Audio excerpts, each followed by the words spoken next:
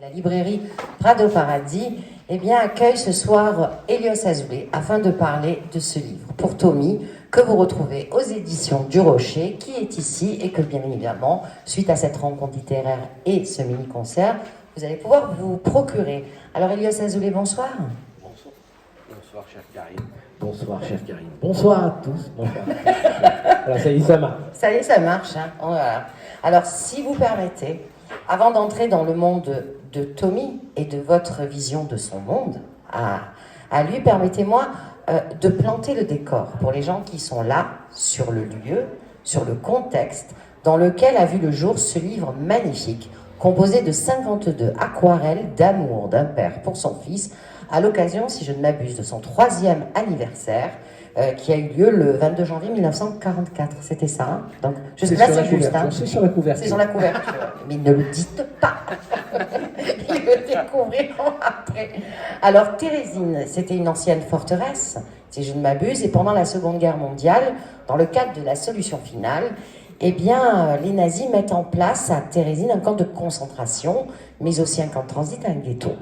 Alors c'est un camp qui va être utilisé comme une vitrine pour camoufler la nature des déportations, avec notamment, je crois, la création, entre autres, de films de propagande qui a eu lieu là-bas. Alors, 180 000 juifs de Prague, de Bohême, de Hollande, de Moravie, d'Allemagne, du Danemark y ont été enfermés. 90 000 furent déportés vers des camps d'extermination et 33 000 moururent dans le ghetto même. À la Libération, on va découvrir dans la caserne de la Citadelle des dessins, des poèmes, mais aussi des partitions musicales, des œuvres d'art réalisées par des artistes internés. Et c'est à cet endroit, dans ce contexte, à cette époque, que ce livre est né. Alors, l'auteur de ces aquarelles s'appelle Bedřich Frita, et on va bien évidemment revenir sur lui. Alors, Elios Azoulay, maintenant, je vais m'occuper de vous. Vous êtes écrivain, musicien, plus précisément clarinettiste, spécialiste et interprète reconnu de la musique issue des camps de concentration. Dans un premier temps, nous allons vous faire parler de cette incroyable histoire qui, aujourd'hui, et vous êtes aussi lié à cette histoire, et vous êtes un maillon de cette chaîne, puisque vous en avez fait la traduction des textes, et j'aurai plusieurs questions à vous poser. Dans un second temps, vous allez nous interpréter les berceuses pour Tommy. Alors à l'origine, Elios devait être accompagné de Marielle Rubens, qui, pour les causes de grève, malheureusement, est resté coincé à Caen, puisque son train a été tout bêtement annulé. Et donc, c'est avec un infini plaisir que je pense qu'on aura l'occasion de vous recevoir et de faire la connaissance de Marielle. Alors, dites-moi, Elios Azoulay, comment ce livre de Térésine est arrivé à Rouen entre vos mains? Eh bien, chère Karine, la première chose à dire, peut-être, et sur laquelle insister, vous m'entendez bien, hein, j'imagine. La première chose sur laquelle insister, c'est que ça fait plus de 10 ans maintenant que j'interprète les musiques composées dans les camps de concentration. Nous sommes, à vrai dire, 2 en Europe à être obnubilés à ce point-là par ce répertoire si effroyablement méconnu, si poignant, si sublime, et dont l'existence est absolument bouleversante. Bon. Eh bien, au cœur de mes recherches, naturellement, de partitions, de nouvelles œuvres, etc., je suis tombé sur une manne incroyable qui est constituée de dizaines d'œuvres composées dans le camp de Térésine. Donc, fatalement, étant passionné, appelé vers la création dans les camps de concentration, de la musique au dessin, il n'y avait qu'un pas à franchir. Et dans mes recherches, je suis tombé sur des petites aquarelles. Des aquarelles absolument délicates. Se situant, j'allais dire, au pôle opposé. Enfin, je ne dis pas au pôle, parce qu'au pôle, il fait la même température. Disons, à l'équateur, si vous voulez, il y avait tellement de tendresse, tellement de beauté dans ces petits dessins pour les enfants, que je me suis dit, c'est dingue, mais qu'est-ce que c'est que ça? Et il s'agissait de l'œuvre d'un homme, un peintre, caricaturiste tchèque, qui s'appelle Bedřich Frita. C'est un homme de génie, pur. Et quand j'ai vu ces dessins si beaux, si tendres, si ronds et si évidents, je parle d'évidence parce que pour avoir eu le privilège évidemment d'avoir les originaux entre les mains, je peux vous dire qu'il n'y a pas de trait de crayon, il n'y a pas d'esquisse, tout est aussi évident qu'un fruit qui tombe de l'arbre. C'est vraiment hallucinant. Bon, il s'agissait là d'un grand artiste. Et donc ça a simplement été un appel du cœur, de l'âme, de ce que vous voudrez. Je ne sais pas qui a appelé qui, enfin on a fini par un peu s'entendre. Et je me suis mis en contact avec le fils de Tommy, un des fils de Tommy. Et il n'y avait pas eu d'édition française. Son père venait de mourir, puisque le fameux Tommy, qui a 3 ans ici, est mort en 2015. Et c'est donc la première édition de Tommy depuis la mort de son père. Donc, il fallait avoir à la fois, j'imagine, un peu d'instinct, un peu de chance et les génies de l'amitié. Et je crois qu'on le partageait avec le fils de Tommy. C'est ça qui a fait que ce livre existe aujourd'hui. Oui, parce que je crois qu'en Europe, il y avait eu d'autres traductions, mais pas en français, c'est ça? Oui, il y a eu, mais alors, tout est honorable lorsqu'il s'agit de ressortir de l'oubli un tel objet artistique et d'amour. Simplement, c'est vrai que les autres éditions étaient des éditions réalisées par des historiens. Alors, je n'ai absolument rien contre les historiens, puisque mon travail s'appuie sur l'histoire et sur un certain nombre de travaux d'historiens, qui sont tous respectables. Mais il arrive parfois qu'il manque aux historiens un peu de cœur. Et je crois que le fait d'être écrivain et musicien, compositeur, clarinettiste, bon, il y avait un peu plus de cœur à mettre dans cette histoire, et c'est pour ça qu'on s'est si bien entendu avec le fils de Tommy. Voilà, je crois que c'est ça qui différencie cette édition de toutes les autres éditions. D'ailleurs, c'est assez, si tu permets, Karine, si vous permettez, puisque nous jouons le vouvoiement, si vous permettez, Karine. Je vous en prie, Elias. Vraiment, merci infiniment, chère Karine, je n'en demandais pas tant. Quand le livre a été publié, il est sorti au mois de janvier. Quelques jours après la publication, je me trouvais, bon, par hasard, mais vous savez que le hasard, c'est la pudeur du divin, comme je dis toujours. Je me trouvais par hasard à Berlin pour aller écouter un concert de Giora Feidman. Vous connaissez peut-être Giora Feidman, ce sublime, génial, sublime clarinettiste de musique klezmer. Et le fils de Tommy était au courant de mon séjour assez court sur Berlin. Et il me dit, tiens, allez, viens, je t'invite à déjeuner dans un petit resto, on va manger dans un petit resto. Il est arrivé avec un sac Superman. Superman, vous avez un sac comme ça, sacoche Superman. Et je lui dis, mais il y a quoi dans ton sac Superman? Ça m'a fait un peu rire de le voir avec ce sac. Il m'a dit, il y a Tommy. Je lui dis, comment ça, il y a Tommy? Mais il y a Tommy, il y a... Je lui dis, mais Tommy, le livre original, enfin... Il me dit, oui, il y a Tommy. Et je lui dis, mais pourquoi tu l'as amené ici dans un resto? Et il m'a dit, parce que nous avons décidé, avec mes frères et ma sœur, hier soir, de donner le livre au musée juif de Berlin. Et donc on a mangé dans un restaurant à Berlin. Et nous sommes allés, tous les deux, lui et moi, donner le livre au musée juif de Berlin. C'était absolument bouleversant. Il m'a dit une phrase d'ailleurs qui était vraiment superbe. Il n'a pas eu la force de regarder le livre une dernière fois. Il m'a dit, Elios, assieds-toi, et puis c'est toi qui le feuillettes du début à la fin, et je te prends en photo. Il a pris 200 photos de moi en train de feuilleter le livre. Et il me l'a tendu, il m'a dit, last time without gloves, c'est-à-dire la dernière fois sans les gants. C'était vraiment très, très, très, très beau. Parce qu'effectivement, depuis, je suis retourné à Berlin au musée juif, et aujourd'hui, c'est un livre qu'on ne peut plus manipuler qu'en mettant des gants. Et donc il y avait quelque chose de très très beau là-dedans, d'autant plus beau, d'autant plus incroyable si vous voulez, que le livre a été recouvert par Bedrich Frita d'une...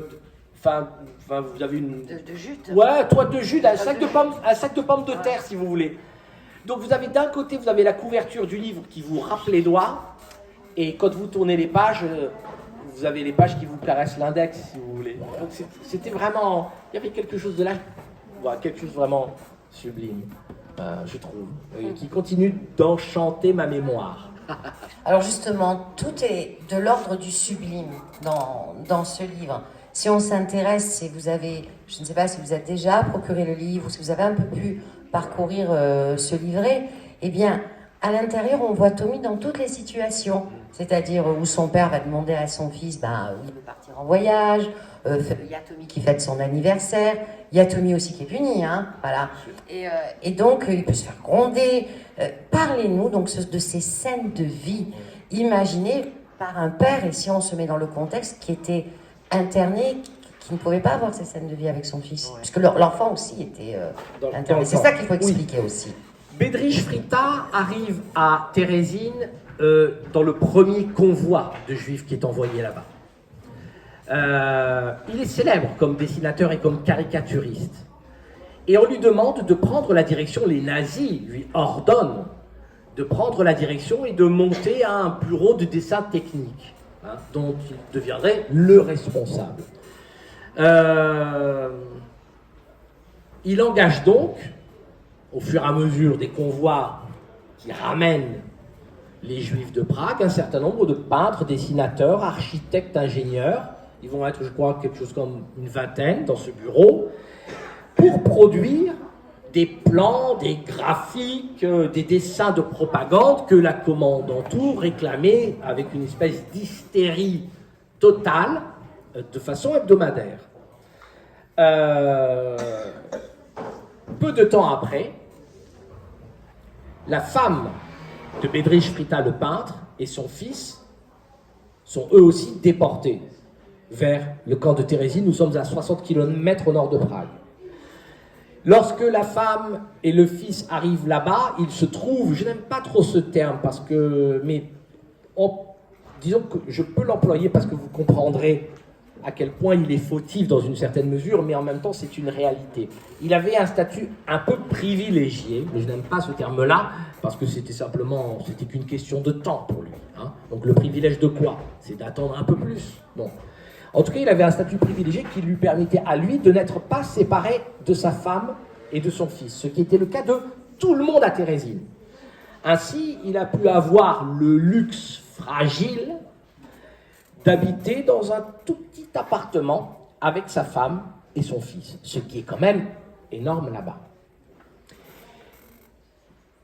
Et c'est la raison pour laquelle il a pu, pour les 3 ans de Tommy, dessiner ses aquarelles absolument superbes, ou, tu as raison, et là on va en parler de ces aquarelles, où effectivement elles sont d'une tendre quotidienneté. C'est-à-dire, c'est pas du tout un enfant idéalisé, c'est pas un enfant fantasmé, c'est un enfant qui fait caca ou pipi dans son pot, c'est un enfant qui évidemment se fait gronder, c'est un enfant qui a faim, c'est un enfant qui crie, qui pleure, qui chahute et puis qui joue, quoi. Bon. Et c'était un livre fait pour un enfant de 3 ans. Donc en fait, même le vocabulaire même, les mots même, qui sont traduits là du tchèque, nécessite de toute façon, parce que c'était tchèque enfantin, si vous voulez, d'avoir été presque imaginé parfois. Donc il faut faire confiance à Tommy lui-même, qui l'a traduit pour l'édition notamment allemande, parce qu'il y a des mots qui veulent rien dire. Enfin, c'est comme si vous dites à votre enfant, alors mon coquinou, tu veux titi manger GG? Voilà, vous voyez ce que je veux dire. Bon, il faut trouver quand même, voilà. Et voilà. Justement, Oui. Alors comment on passe Comment toi tu t'es emparé? Parce que c'est toi qui as fait la traduction, mais comme tu l'as dit précédemment, caca popo, Oui. je ne sais pas si c'est un langage international, À peu près. mais voilà. Est-ce que tu as voulu faire Est-ce qu'on fait une traduction littérale, ou alors finalement est-ce qu'on s'empare pas aussi un petit peu de l'histoire quand on traduit ce... Bon, je voudrais pas m'amuser trop avec les mots, mais c'est l'histoire qui s'empare un peu de vous. C'est l'enfance qui s'empare de vous.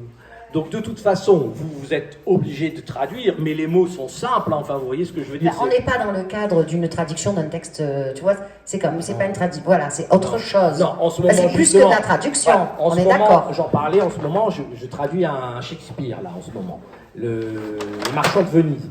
C'est passionnant, mais évidemment, c'est d'une autre envergure, voilà. Mais bon, qu'est-ce que c'est que traduire? Traduire, c'est hésiter. Donc, de toute façon, on est là, on hésite, et puis on finit par se décider sur un mot, en se disant que c'est celui-là qui va contenir le plus de choses possibles par rapport à l'original. Mais c'est pas c'est pas un travail de traduction qui m'a demandé énormément de choses. Non, mais il a demandé beaucoup d'émotions. Comme normalement, sur ce sujet-là... Ce qui est plus difficile, peut-être. Voilà, en fait, non. La réalité, c'est qu'un sujet comme celui-là vous ordonne de mettre le cœur à la même altitude que l'intelligence et la science et l'histoire. Vous ne pouvez pas en sacrifier un pour l'autre. Vous ne pouvez pas faire mentir l'histoire parce que vous voulez faire de l'émotionnel, et vous ne pouvez pas non plus faire mentir l'émotionnel parce que vous voulez rendre l'histoire au cœur de tout. Non, on est dans le pur émotionnel. Parfois, il faut retrouver un petit peu la raison. Mais là, c'est plus dans mon texte à moi que je m'énerve un peu plus que dans la traduction, en fait. Alors, si tu veux, si vous voulez, on va s'arrêter. C'est dur, on n'arrive pas. On va parler de Brady Frittag, de l'auteur. Oui. Alors, il faut quand même savoir expliquer aux personnes ici présentes qu'il était un militant antifasciste engagé, que c'était l'avant-garde des caricaturistes, c'est ça, des dessinateurs de presse. Absolument. Donc, j'aimerais bien que tu nous dresses un petit peu le tableau de Brady. Excusez-moi si j'écorche le mot. Non, Brady Frittag. Moi, j'aimerais bien faire un tableau complet, mais je vais vous laisser une œuvre inachevée, parce que ça n'est que fragmentaire, ce qui nous reste de lui. Déjà, on va peut-être un peu... Voilà, ce que je peux te dire, ce que je peux vous apprendre, et le peu que nous savons, que je sais, c'est qu'il a été caricaturiste, notamment dans une revue qui s'appelait Der Simple, ou Simplicus, qui était une revue engagée, comme tu le disais, antifasciste, et c'est là qu'il a fait ses armes en tant que dessinateur, avec une espèce de génie de l'ironie, du trait. Enfin, c'est un homme sublime d'intelligence. Il avait fait ses études à Paris. Il a fait une partie de ses études à Paris. C'est d'ailleurs une des raisons pour laquelle les enfants de Tommy sont si heureux de voir le livre publié en français. C'est comme une espèce de retour. Voilà. D'œuvres d'avant-guerre, il nous reste très peu de choses. Par contre, et c'est ça qui est intéressant, Tommy représente dans son œuvre, ces fameuses petites aquarelles, ces 52 petites aquarelles publiées ici, représente une part de son œuvre dans le camp de Thérésine. Mais il y a, j'allais dire au-delà de ça, disons parallèlement à ça, ou perpendiculairement, qu'importe, à ça, il y a une œuvre clandestine réalisée à l'intérieur du camp qui est une gifle absolue. Les dessinateurs, les membres du bureau de dessin, avaient donc accès à de l'encre, des grandes feuilles de dessin, de l'aquarelle, des crayons, donc ils pouvaient dessiner. Ainsi, certains ont décidé clandestinement de peindre, de dessiner, et donc de dépeindre la réalité de ce qui se passait dans le camp. De façon complètement clandestine, Bedřich Fritta se planquait, j'imagine, entre deux portes, prenait du papier, de l'encre de Chine, esquissait quelque chose et gueulait. Et gueulait la mort, l'encerclement de la peur, la terreur, la faim, les convois, la dépense, tout ça, tout ce que lui voyait. Ça représente des centaines et des centaines. Rien que pour Bedřich Fritta, c'est entre 300 et 400 dessins. Vous vous rendez compte? Donc c'est énorme quand même, c'est immense. Et c'est, je l'espère de tout cœur, que grâce à ce livre, un grand musée, qu'il soit marseillais ou parisien, qu'importe, on s'en moque de ce point de vue-là, saura réparer cette absence. Parce que ce sont des dessins qui ont une importance non seulement historique, mais ce sont des génies qui sont à l'œuvre et qui mettent dans chaque détail un affolement même de vibrations complètement dingues. D'ailleurs, un certain nombre de ces dessins sont reproduits, vous le verrez, au cœur même de mon texte. Donc vous verrez la différence entre le convulsif et l'urgence des dessins clandestins de Frita et la tendresse évidente et sereine des dessins qu'il a fait pour son enfant. Et là, il y a entre ces deux températures, si je puis me permettre, mais quelque chose d'affolant, qui fait qu'il s'agit vraiment, il s'agit d'un génie, ça c'est pour moi absolument certain. On peut discuter de ce qu'est c'est un génie. En tout cas, c'est un homme qui, avec les moyens qu'il avait, et croyez-moi que c'était des moyens qui étaient des moyens réduits au minimum, il a su réaliser des œuvres qui sont dingues.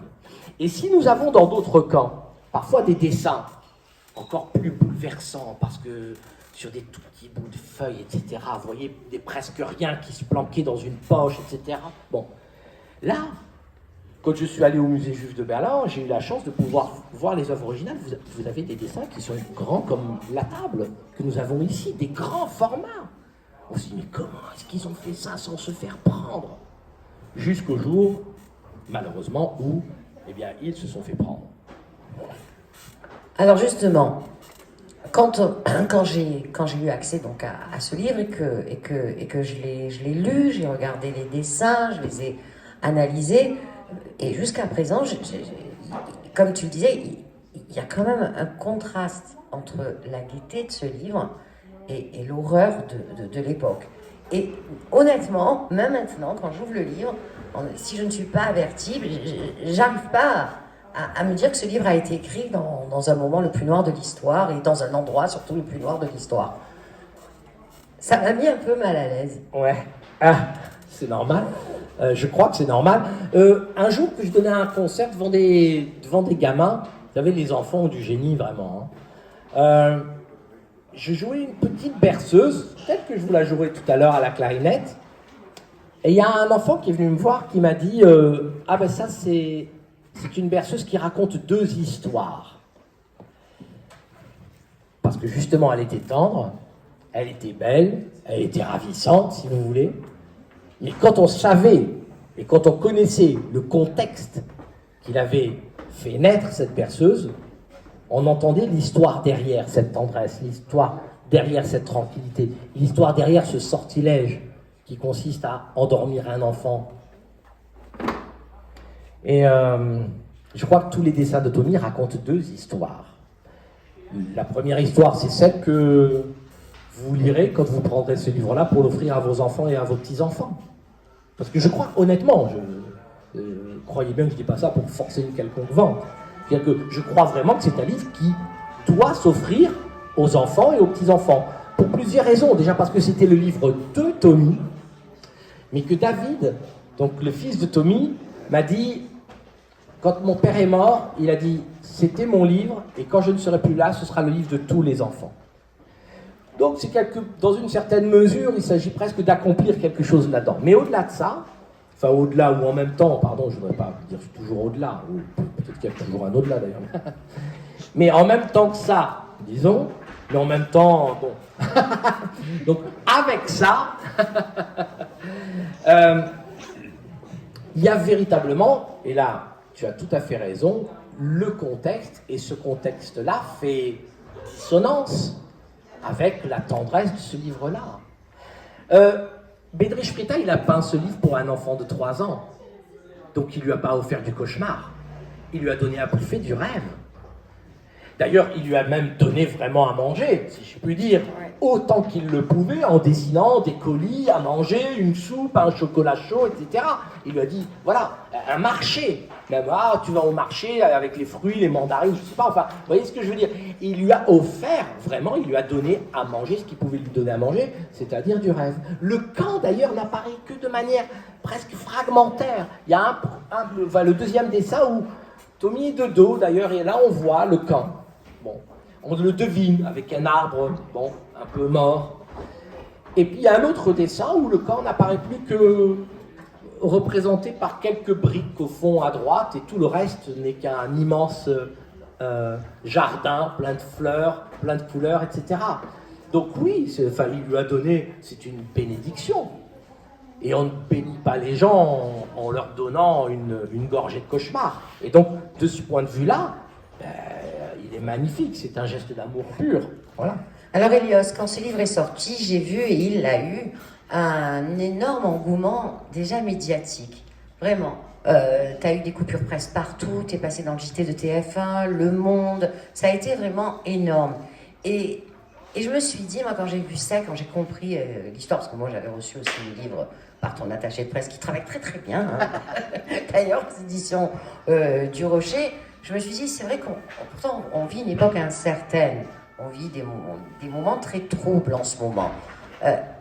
Moi ça m'a donné de l'espoir. Je me suis dit qu'il y ait cet engouement. Là, tu m'as dit, en 10 jours, la première édition a été épuisée. Les gens, ils ont dû le réimprimer, etc. Est-ce que toi aussi, ça te donne de l'espoir?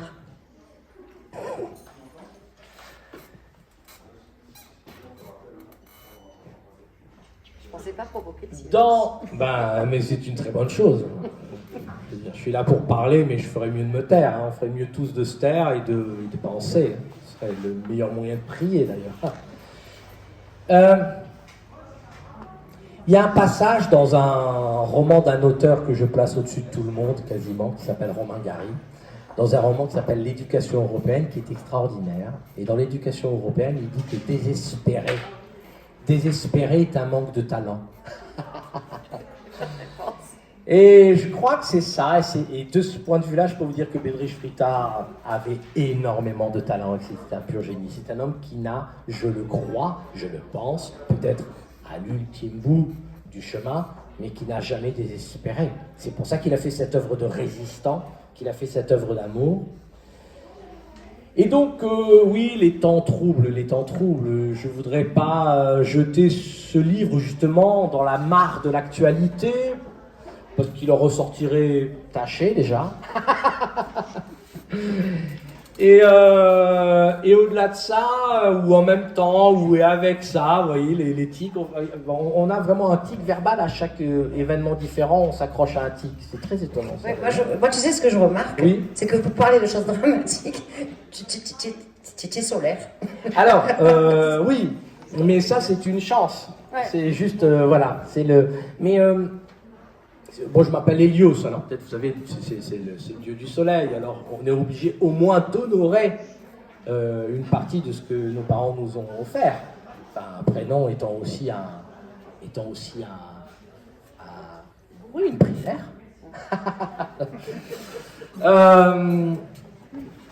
Non, écoutez, tout me surprend là-dedans, dans ce que tu appelles le succès. Mais ce qui me surprend, c'est surtout le succès des mauvais livres.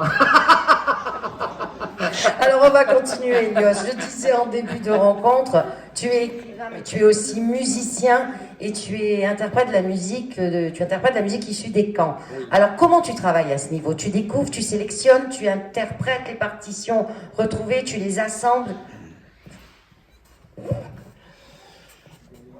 Il y a une petite lettre.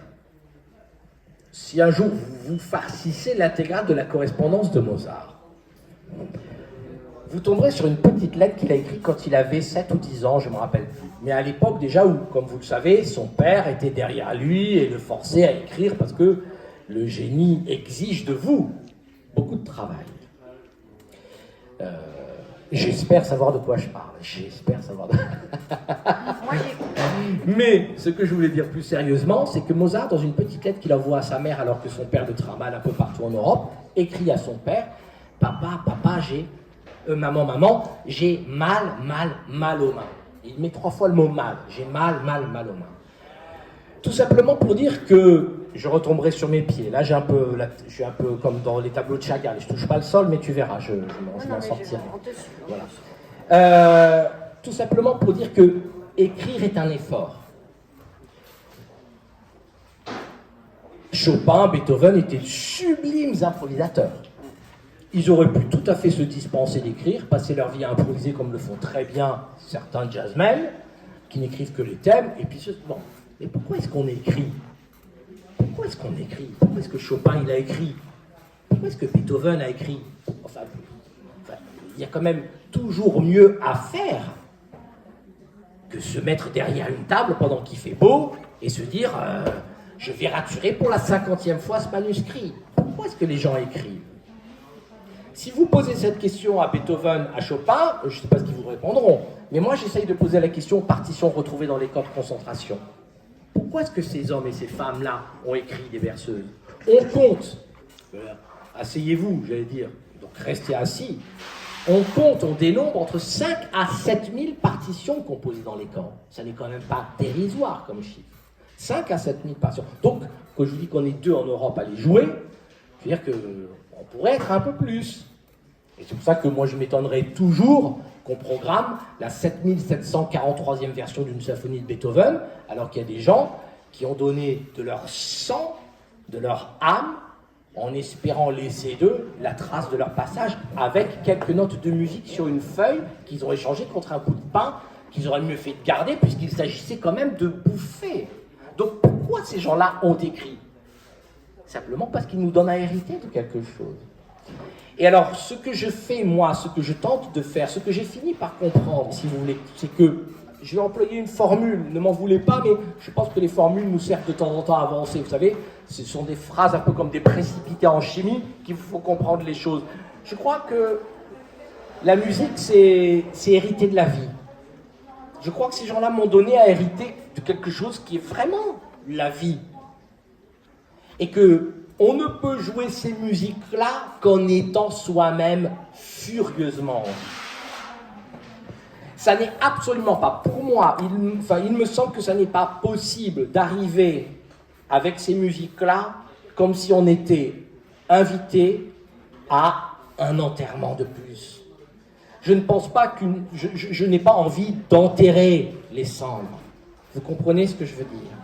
Je crois que la musique, c'est ça qui est sublime. Et là-dedans, c'est ça qui est sublime. C'est que tout ça, on regarde ça, en fait, ça n'est rien d'autre que de la vie. Et donc, comment est-ce que je fais quand je travaille ces musiques-là? Je travaille de la même manière quand je compose une œuvre, quand je joue une œuvre, quand j'écris un livre, un roman ou quoi que ce soit. Bon, je me dis toujours, Hélios, sois en vie. C'est ce qu'il y a de plus difficile à obtenir, d'ailleurs. Mais en même temps, vivre exige de vous d'être en vie. Ce serait quand même con de passer à côté de ça. donc, c'est exactement ce que je tente de faire avec cette musique-là. J'essaye de lui souffler dans les poumons. Voilà. C'est ce que tu as fait dans Berceuse pour Tommy.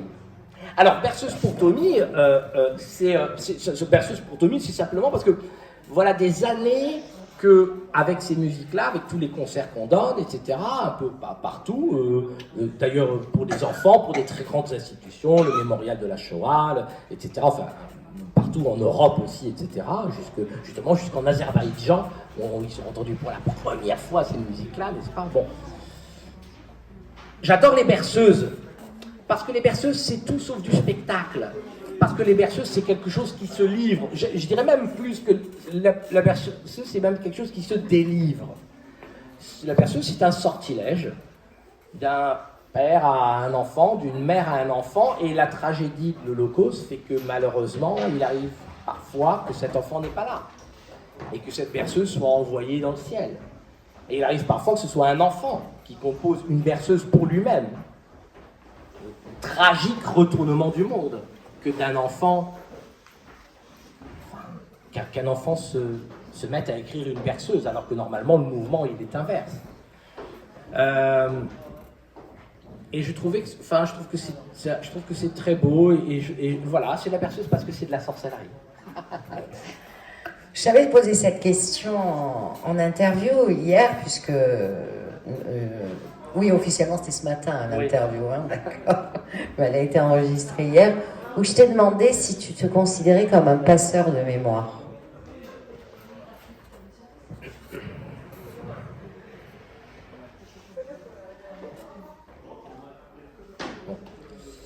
Alors, comme on a un peu plus le temps ici qu'à la radio, ouais.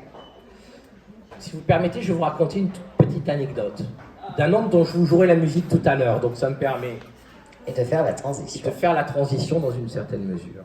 Tout à l'heure, je vais vous jouer une petite pièce d'un homme qui s'appelle Józef Kropinski. Józef Kropinski... non, attendez. Une autre encore, plus intéressante. Un homme qui s'appelle Aaron Libeskind. Aaron Libeskind. Il avait 27 ans, il était polonais. Il était horloger dans une petite ville qui s'appelle Biłgoraj, en Pologne, une petite ville insignifiante. Il était horloger là-bas et il avait un enfant de 3 ans et il avait sa femme. Et tous les trois arrivent à Treblinka. Bon. Vous savez que si Auschwitz c'est un camp où les Juifs étaient non seulement exterminés, mais aussi employés comme esclaves, bon, Treblinka était un pur camp d'extermination définitif. Lorsqu'Aaron Libeskin arrive là-bas, dans le camp de Treblinka, il est accueilli, comme vous le savez peut-être, par une petite fanfare. Par une petite fanfare de déportés, déguisés en orchestre un peu de cirque, avec un costume blanc et des vestes avec à reflets bleus, vous savez, enfin, voilà. Et tout simplement parce que les nazis avaient compris que la musique permettait de souffler sur la peur, comme quand on ouvre la fenêtre.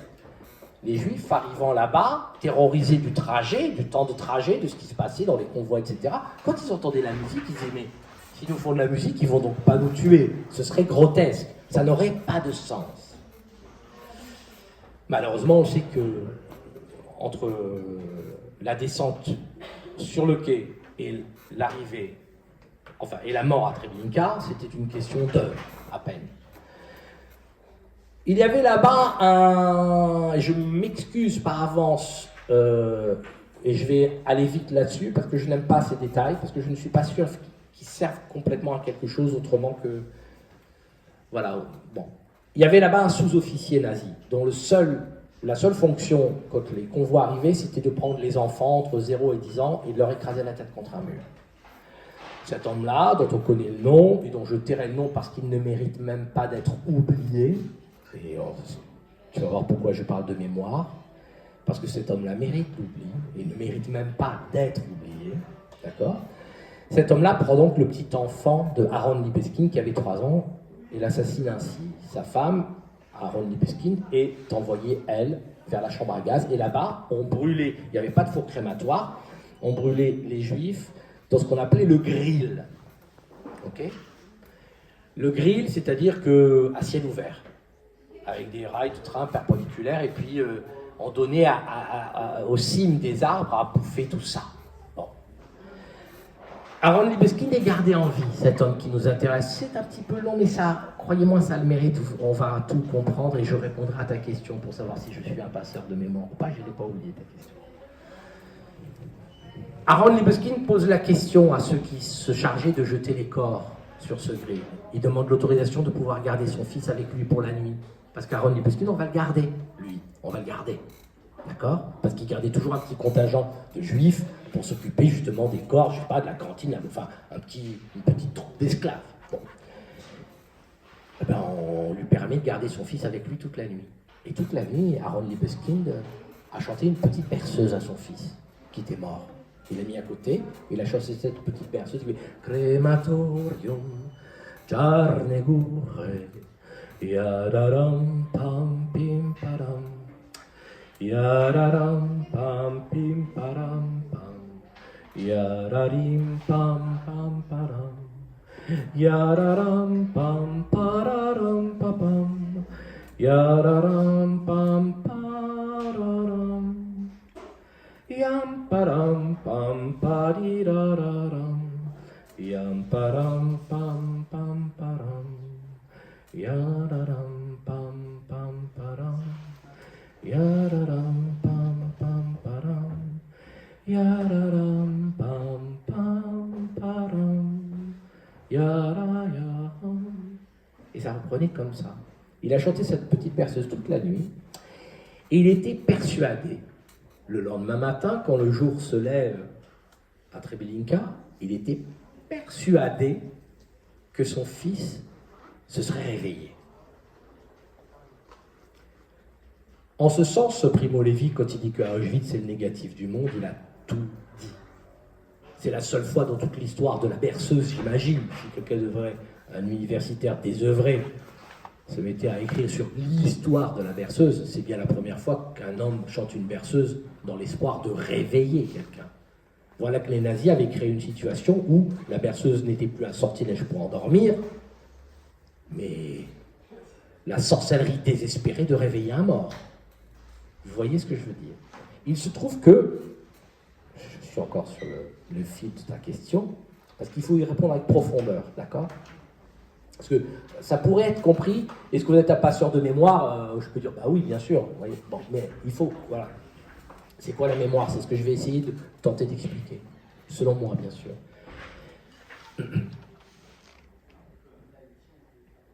Aaron Libeskin va s'échapper de Treblinka, vous vous rendez compte? Il y a une dizaine de juifs qui se sont évadés de Treblinka. Il va s'échapper, cet homme-là va s'échapper. Il va être repris et il va être envoyé à côté de Berlin dans un camp, le camp de Sachsenhausen, que vous connaissez peut-être. Zaxon, appelé les prisonniers, où il y avait énormément de Polonais résistants. Et lorsqu'il arrive là-bas, Aaron Libeskin, j'imagine qu'il raconte son histoire à ses camarades déportés. Et sans doute, lui dit-on, mais Aaron, Libeskin, ça veut dire enfant aimé, hein. Aaron, va chanter ta berceuse à ce Polonais là-bas. Il s'appelle Alexander Kuliziewicz. Il a une mémoire dingue, il retient tout. Aaron va chanter cette berceuse, et je ne peux pas vous en dire plus sur lui aujourd'hui. Je peux simplement vous parler de Alexander Kuliziewicz. Quand il était petit, Alexander Kuliziewicz, à 10 ans, il jouait dans un orchestre tzigane dans son village, il était violoniste, et un jour, il y a un fil électrique, comme ça, qui prend, et il défie ses camarades en disant « Mais moi, je peux réparer l'électricité !» Et donc, il prend les deux, et il s'électrocute, quoi. Donc, il se brûle la main, il arrête le violon, et il raconte, cet homme-là, Alexander Kuliziewicz, raconte qu'il s'est mis à bégayer avec l'électrocution. Sa mère, furieusement avant-gardiste, il faut quand même... Enfin, on était dans une Pologne rurale, l'envoie chez un hypnotiseur. Cet hypnotiseur lui dit, écoute, si tu veux guérir ton bégaiement, tu te figures ton maître d'école en train d'écrire et tu lis lentement dans ta tête et puis une fois que tu as lu dans ta tête, tu essayes de prononcer. Voilà, avec cette espèce de gymnastique d'aller-retour, ça devrait marcher. Et moi, je ne sais pas, je ne suis pas un neuro, je ne sais pas quoi, psychiatre, neurologue, je n'en sais rien, mais en tout cas, Alexander Kuliziewicz raconte que, avec ce jeu d'aller-retour permanent, il a fini par guérir de son bégaiement. Et raconte-t-il, et encore une fois, c'est son souvenir à lui, et je respecte ce souvenir-là, il dit qu'à partir de ce moment-là, il a développé une mémoire incroyable. Autrement dit, il était ce qu'on appelle maintenant un hypermnésique. Merci madame, un hypermnésique, c'est-à-dire le contraire d'un amnésique, un type qui se souvient de tout. Et si bien qu'à la fin de la guerre, lorsque le camp de Sachsenhausen a été libéré, que Aaron Libeskin s'est enfui dans le brouillard d'une histoire que je ne peux pas raconter, bon, pour lui.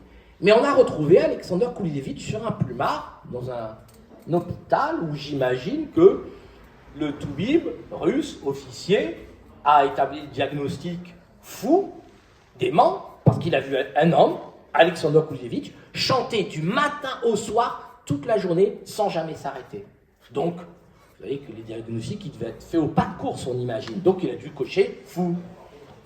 Mais, c'était sans compter qu'une femme, une infirmière, s'arrête à côté d'Alexander Kuliziewicz et note tout ce que Kuliziewicz chantait du début à la fin de la journée, non-stop.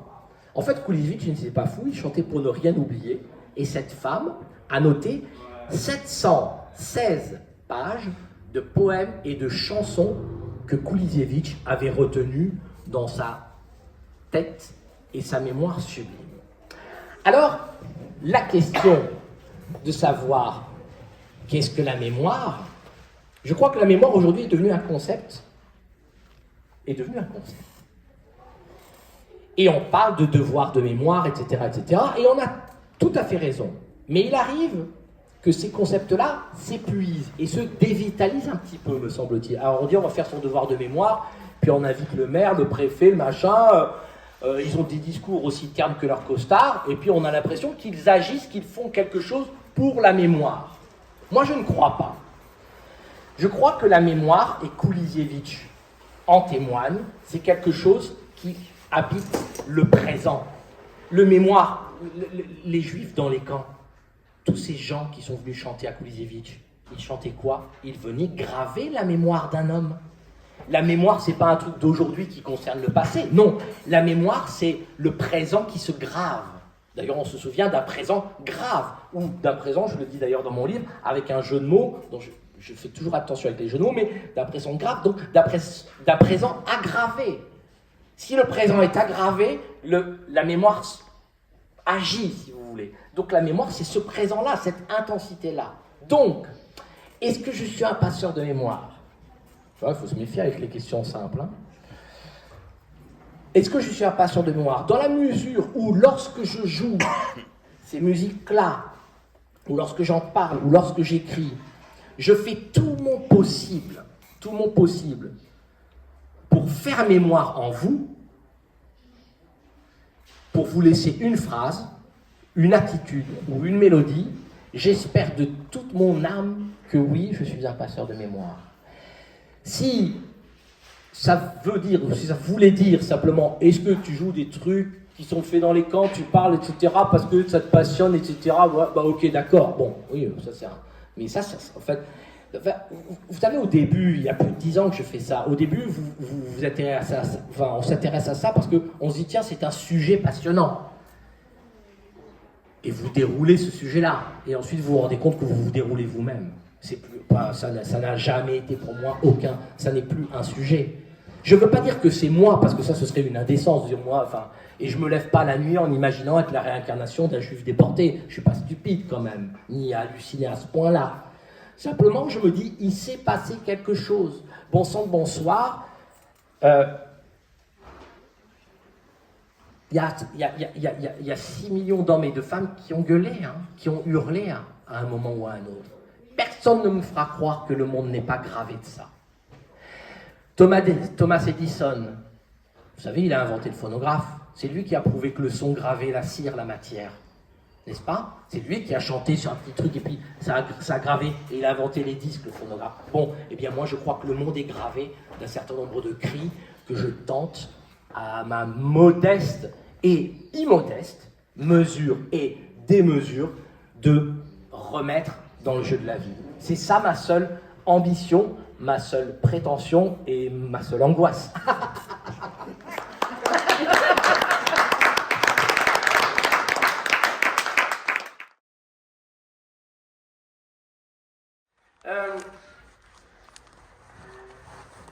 Dans le ghetto de Vilnius, il y avait un petit enfant qui s'appelait Alexander Volkovitsky. Et Alexander Volkovitsky, dans le ghetto de Vilnius, il a composé une petite berceuse. Parce que les juifs du ghetto avaient décidé, mais c'est là où, pardonnez-moi, mais c'est génial, enfin, au sein même du ghetto, ils avaient créé un concours de berceuses. Non mais, fallait le faire quand même. Un concours de berceuses, la vitalité de la création, de la vie, etc. Et Alexander Volkovitsky, à 11 ans, a gagné ce concours avec une petite berceuse qui s'appelle Stiller, Stiller. Stiller, Stiller signifie en yiddish, vous savez, le yiddish, cette langue brutalement assassinée. Stiller, Stiller signifie en yiddish silence, silence. Et c'est sans doute ce par quoi il faut commencer, terminer.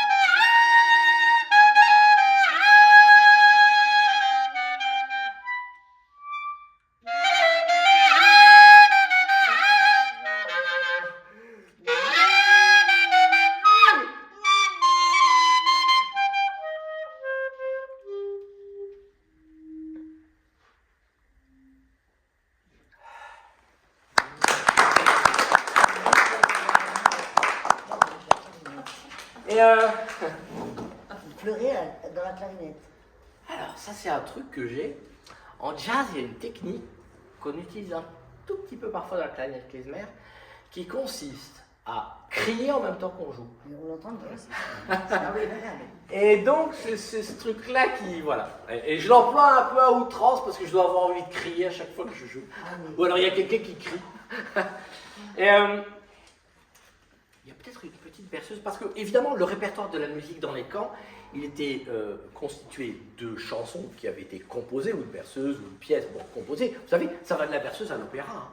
On a tout hein, dans les camps. Je pourrais vous montrer, j'ai des disques ici de musique des camps que j'ai enregistrés, qu'on a enregistrés. Ça va de la berceuse jusqu'à l'opéra. C'est incroyable le répertoire, la folie de ce répertoire. Bon. Et sa densité. Et hormis les compositions originales, il y a énormément de pièces de musique juives ou traditionnelles qui ont été naturellement jouées là-bas. Hein, et parfois qui ont fini par avoir une grande et illustre vie derrière. Comme cette Hatikva, qui a été, dont les paroles ont été changées par une prisonnière de Auschwitz qui s'appelait Frida Missoul. Et Frida Missoul, elle a fait Qui in questa terra triste e maledetta soffrono molto i figli di Israele. Qui in questa terra triste e maledetta soffrono molto i figli di Israele. Stanchi e sfiniti da atroci pene, noi aspettiamo la liberazione. Oh buon Dio, dacci la libertà, a casa nostra vogliamo ritornare. Oh buon Dio, dacci la libertà, a casa nostra vogliamo ritornare.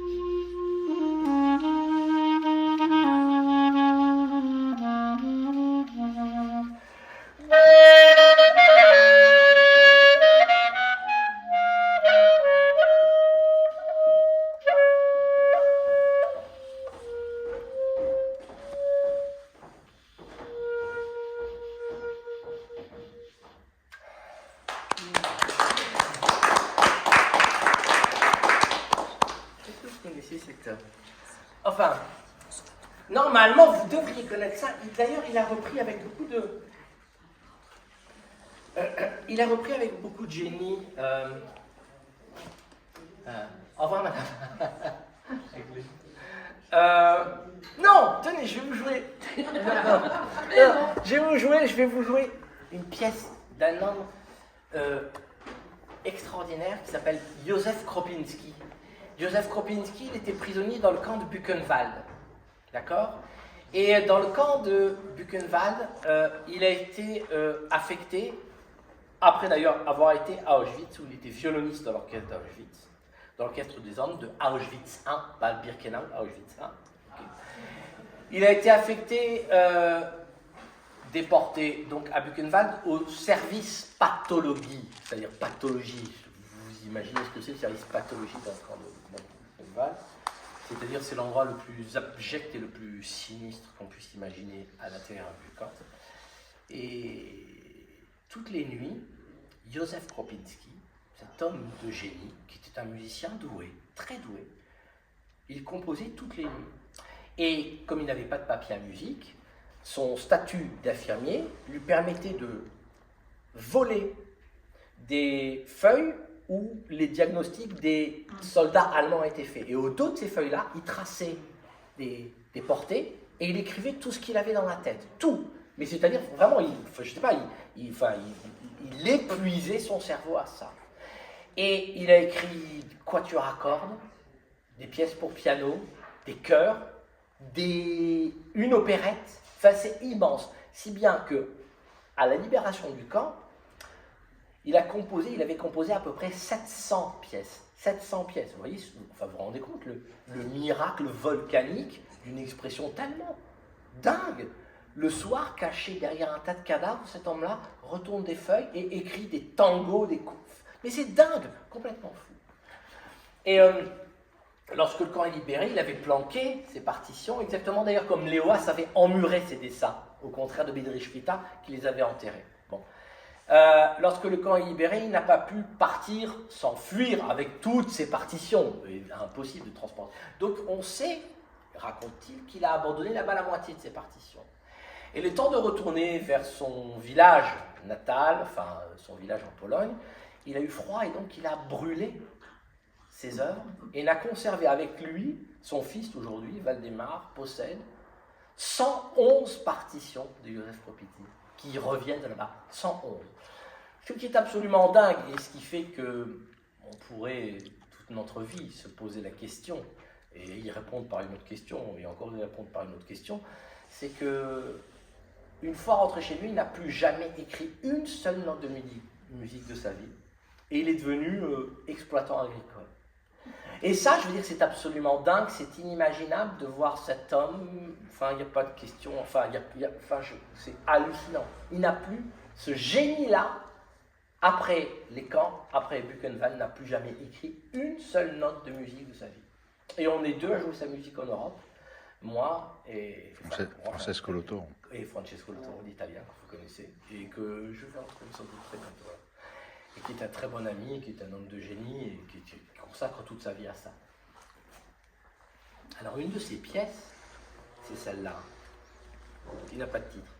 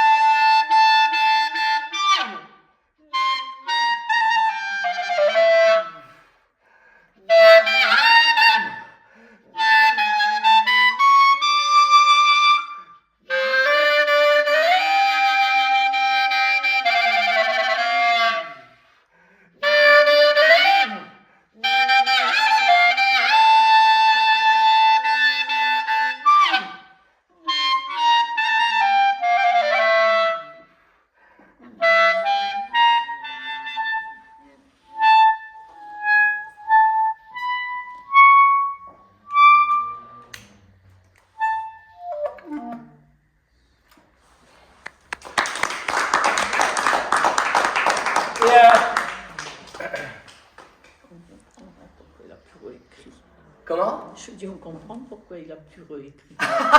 Ben oui, c'est des cris de douleur. Ça. Mais je suis assez d'accord avec vous. Je suis assez d'accord avec vous. On peut pas, c'est pas possible de Je réécrire. suis complètement d'accord avec vous. Et il y a plein de... Vous voyez, j'en ai une là qui arrive, là, tiens.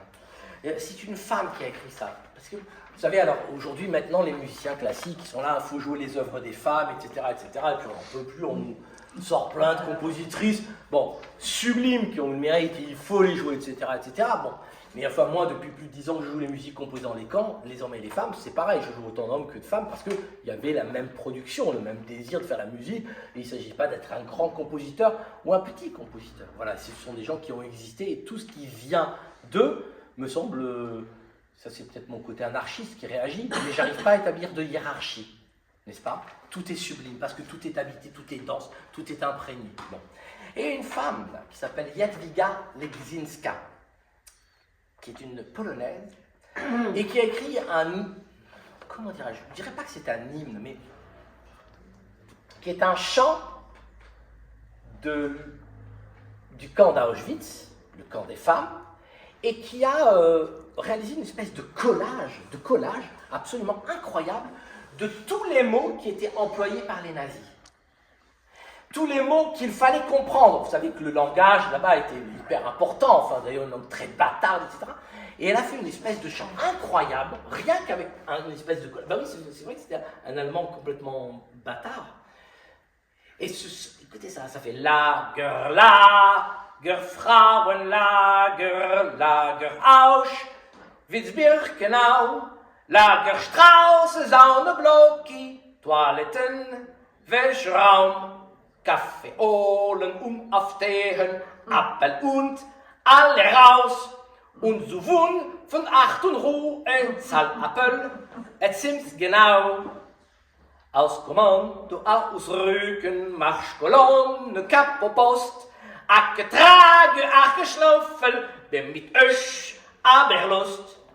Rewe, Grippe, Unfleckfieber, Durchfall 6, kreislos, kranke Pferd, den gleichen Kamin, Krematorium, Spritze, Gas.